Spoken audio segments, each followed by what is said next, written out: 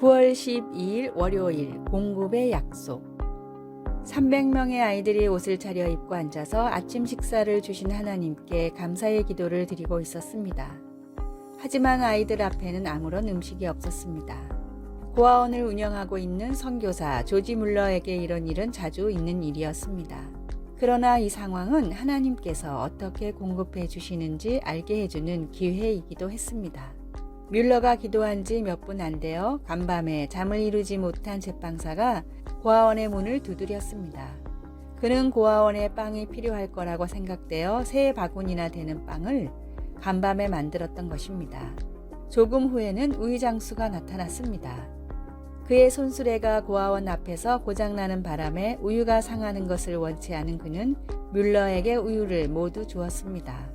우리가 잘 지내는 데 필요한 자원인 음식과 집, 건강, 재정, 친구들이 없을 때, 염려나 걱정, 자기 연민 등을 한바탕 치르는 것은 정상적인 일입니다. 그런데 열왕기사 17장 8절에서 16절 말씀은 하나님의 도움이 나는 떡이 없고 다만 통에 가루 한 움큼과 병에 기름 조금뿐이라고 말한 가난한 과부처럼 전혀 예상하지 못한 방법으로 올 수 있다는 것을 상기시켜 줍니다. 그 이전에 엘리야에게 공급해 준 것은 까마귀였습니다. 우리는 부족한 것을 채우려고 염려하므로 여러 갈래로 길을 찾아 나설 수 있습니다. 하지만 하나님께서 우리의 필요를 채워주시겠다고 약속하신 공급자시라는 것을 분명히 알면 자유로울 수 있습니다. 말씀. 그와 엘리야와 그의 식구가 여러 날 먹었으나 열왕기사 17장 15절. 찬송 15장. 하나님의 크신 사랑. 기도. 저의 모든 필요를 공급하시는 하나님을 분명히 볼 수 있게 해 주소서. 하나님을 먼저 찾지 않고 헛되이 제 방법을 먼저 찾았던 날들을 용서해 주소서. 예수님의 이름으로 기도드립니다. 아멘.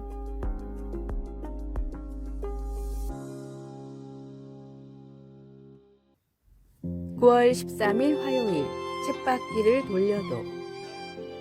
론 허츠크래프트의 마음 도둑이란 책에 나오는 게르빌루스라는 다람쥐와 주인의 대화입니다. 아침에 일어난 주인이 게르빌루스를 찾아가 계획을 물었습니다. 게르비, 오늘의 계획은 뭐야? 일단 사료를 먹어야지. 그리고 잠시 쉬었다가 곧 시작할 거야. 시작한다니 뭐를? 게르빌루스는 귀찮다는 듯이 대답했습니다. 먹긴 뭐야? 쳇바퀴 도는 일이지. 잠시 뒤 사료를 다 먹은 게르빌루스는 쳇바퀴에서 열심히 달렸습니다. 주인이 몇 시간 뒤 찾아와 다시 물었습니다. 그런데 거기서 평생 쳇바퀴만 돌 거야? 다른 방법을 시도해보는 게 낫지 않겠어? 주인의 말을 들은 게르빌루스는 고개를 끄덕였습니다. 그 말이 맞아. 여길 벗어나려면 조금 더 빨리 달려야겠어. 그리고 젖먹던 힘을 다해 쳇바퀴를 굴렸지만 여전히 제자리였습니다. 사육장을 벗어나지 않는다면 아무리 열심히 달려봤자 제자리일 뿐입니다. 진리로 얻은 자유함을 버리고 다시 세상의 쳇바퀴로 돌아가는 어리석은 성도가 되지 마십시오. 오늘의 말씀. 임금들과 높은 지위에 있는 모든 사람을 위하여 하라. 이는 우리가 모든 경건과 단정함으로 고요하고 평안한 생활을 하려 함이라.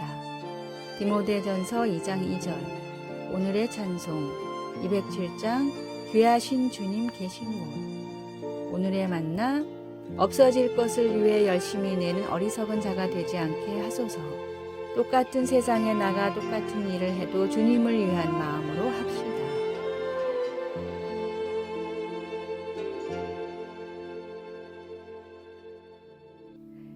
9월 14일 수요일 황량한 곳에도 아름다움이. 우리는 종종 길을 걷다 바위 틈에 피어난 꽃을 발견할 때가 있습니다. 그것은 넓고 아름다운 들판에서 자라나는 꽃들만큼 키가 크지는 않아도 아름답기는 마찬가지여서 보면 기분이 좋아집니다. 이렇게 거칠기만 한 곳에서 우연하게 좋은 것을 만나고 보면 예수님을 믿는 사람들에게도 삶이 얼마나 생기가 없고 황량하게 보일 수 있는지 생각하게 됩니다. 어려움은 극복할 수 없을 것 같고 시편 기자 다윗의 외침처럼 우리의 기도도 때로는 소용없는 것처럼 보이기도 합니다. 여호와여, 나는 가난하고 궁핍하오니 주의 귀를 기울여 내게 응답하소서. 우리도 다윗처럼 기쁨을 갈망하는 존재들입니다. 그러나 다윗은 이어서 주를 부르는 모든 사람들에게 인자함을 넘치게 베풀어 주시는 하나님, 신실하시고 긍휼히 여기시며 은혜를 베푸시는 하나님을 섬긴다고 선언합니다. 하나님은 정말로 응답해 주십니다. 때때로 하나님은 황량한 곳에 해바라기를 보내주십니다. 그것은 친구로부터의 격려의 말이나 글, 위로의 문장이나 성경 구절 혹은 아름다운 해돋이처럼 우리에게 희망을 가지고 더 가벼운 발걸음으로 앞으로 나가게 해주는 것들입니다. 우리를 어려움에서 건져주시는 하나님을 경험할 그날을 기다릴 때에도 시편 기자처럼 주는 위대하사 기이한 일들을 행하시오니 주만이 하나님이시니이다 라고 선언하는 우리가 될 수 있기를 소원합니다. 말씀, 주는 선하사 사죄하기를 즐거워하시며 주께 부르짖는 자에게 인자함이 후하심이니이다. 시편 86편 5절. 찬송 327장 주님 주실 화평. 기도, 사랑의 하나님, 긍휼히 여기시고 은혜를 베풀어 주시니 감사합니다. 신실하신 하나님이 과거의 나의 기도를 어떻게 응답하셨고 또 미래에 어떻게 응답하실지 기억하게 하소서. 예수님의 이름으로 기도드립니다. 아멘.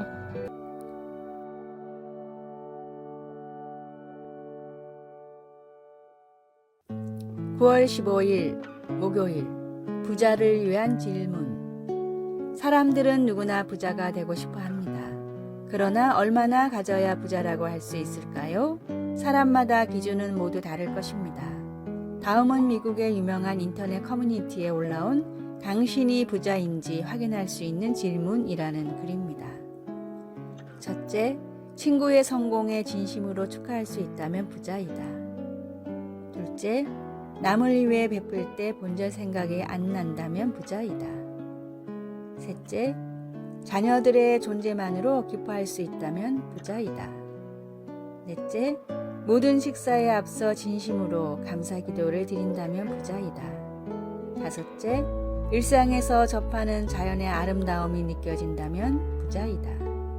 여섯째, 부족한 것에 대한 갈망이 아니라 있는 것에 대해 감사하고 있다면 부자이다. 일곱 번째, 남을 비난하는 횟수보다 더 많이 축복한다면 부자이다. 여덟 번째, 과거를 그리워하지 않고 미래를 기대하고 있다면 부자이다. 아홉 번째, 아무리 바빠도 하나님을 잊지 않고 있다면 부자이다. 열 번째, 죽음이 두렵지 않다면 부자이다. 진정한 부자는 마음의 구원의 확신을 품고 하나님이 주신 것에 만족하며 사는 사람입니다. 우리 삶에 베풀어 주신 하나님의 충만한 은혜에 감사하십시오. 오늘의 말씀, 내가 비천에 처할 줄도 알고 풍부에 처할 줄도 알아 모든 일에 배부르며 배고픔과 풍부와 궁핍에도 일체의 비결을 배웠노라. 빌립보서 4장 2절. 오늘의 찬송 301장 지금까지 지내온 것. 오늘의 만나, 주님께서 인정하는 진정한 부자가 되는 삶을 살게 하소서. 10가지 목록 중에 내게 필요한 부분이 무엇인지 살피고 개선합시다.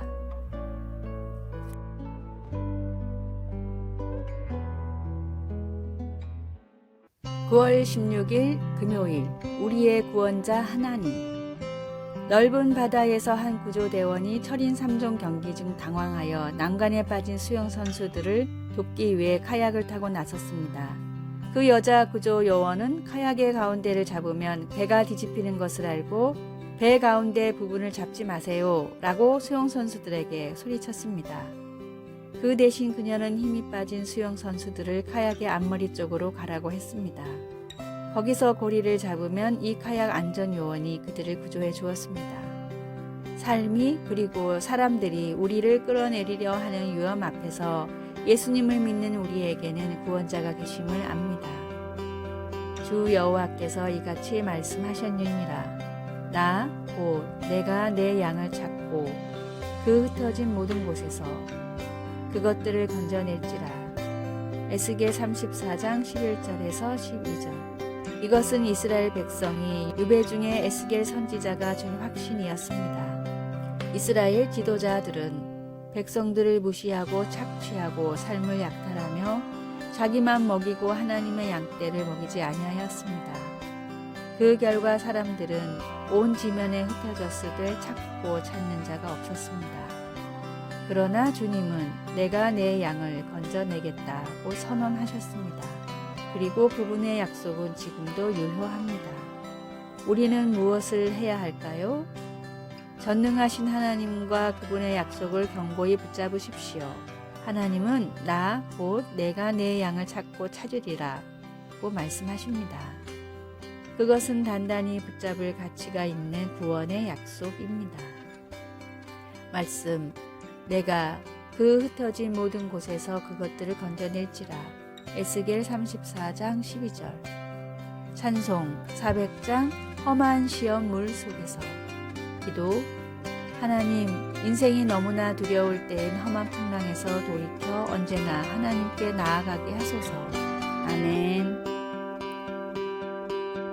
아래의 빨간색 글자 구독을 누르시어 더 많은 전도의 열매를 맺으시기를 기도합니다.